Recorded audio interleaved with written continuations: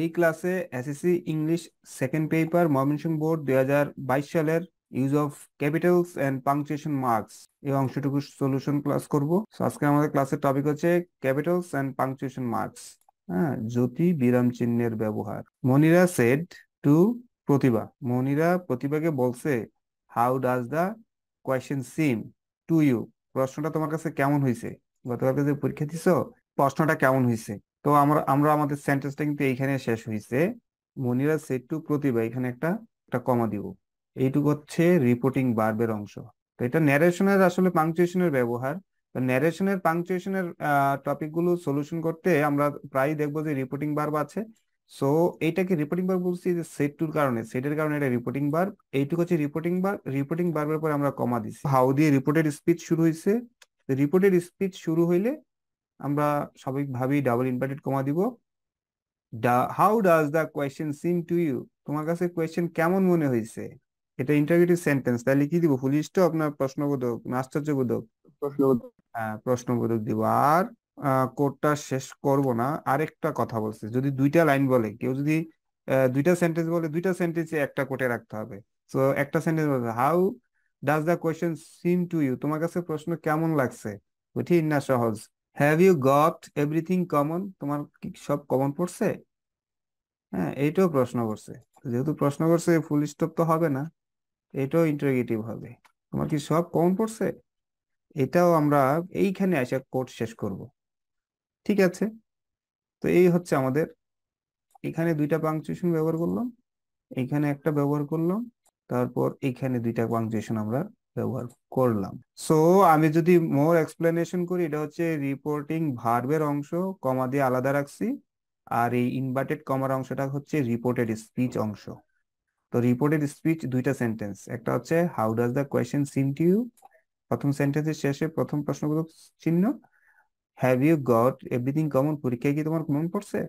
দ্বিতীয় সেন্টেন্সের শেষে দ্বিতীয়টা প্রশ্নবোধক চিহ্ন। কোনো কোয়েশ্চেন আছে মার্জান? না sir. No one item is uncommon to me, তো উত্তরে বলতে আছে কোনো আইটেমই আমার কাছে আনকমন মনে হয়নি। সো আমি এখানে নো, ইয়েস, হ্যাঁ, এক্স্যাক্টলি, এই সকল শব্দ শেষে আমরা একটা কমা দিই। এগুলো এগুলো অ্যাডভার্ব, অ্যাডভার্ব অফ নেগেশন বলে এটাকে। নোটা হচ্ছে অ্যাডভার্ব অফ নেগেশন, এখানে সেন্টেন্স শুরুতে বসছে। নেগেটিভ কথা বললে বলে adverb of negation. So no বলছি, না, no one item is uncommon to me, আমার কাছে কোনো আইটেমই আনকমন মনে হয় নাই।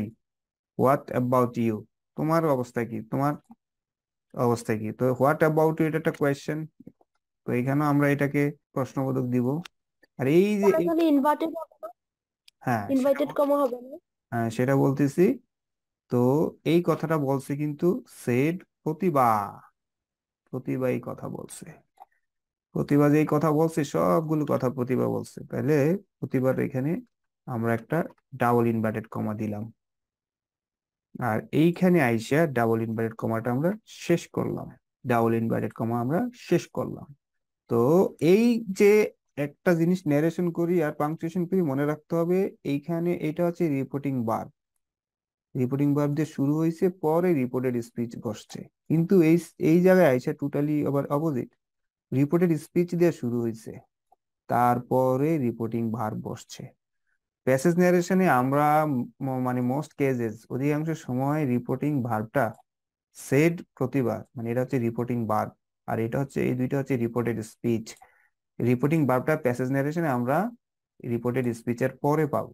I am in the same position like you, বলছে তোমার মতো আমারও সব, আহ, কোনো কিছু আমার কাছে আনকমন লাগে নাই, সব কমন পড়ছে। হ্যাঁ, so I am in the same position like you, আমি তোমার মতো অবস্থায় আছি। রিপ্লাইড মনিরা, এখানে রিপ্লাইড মনিরা হচ্ছে রিপোর্টিং ভার্ব, আর এইটুক হচ্ছে রিপোর্টেড স্পিচ। তো রিপোর্টেড স্পিচ শুরু করলাম। আই, এখানে একটা অ্যাপোস্ট্রফি হবে, আই এম, আইম, এটাকে বলে I'm. I am in the same position like you, আমার তোমার মতোই অবস্থা। তো এই জায়গায় আমরা একটা ডাবল ইনভার্টেড কমা দিব। হ্যাঁ, আমার তোমার মতোই অবস্থা, আমরা এই জায়গায় একটা ডাবল ইনভার্টেড কমা দিব। তো একটা জিনিস মনে রাখবা, মোস্ট কমন রিপোর্টিং ভার্ব হচ্ছে সেড। এটা কিন্তু সেড পড়বা না, এস ই ডি পড়বা, সেড। হ্যাঁ, সেড, এইট এভাবে পড়বো না, said, S E D, said. Most common reporting verb হচ্ছে সেড।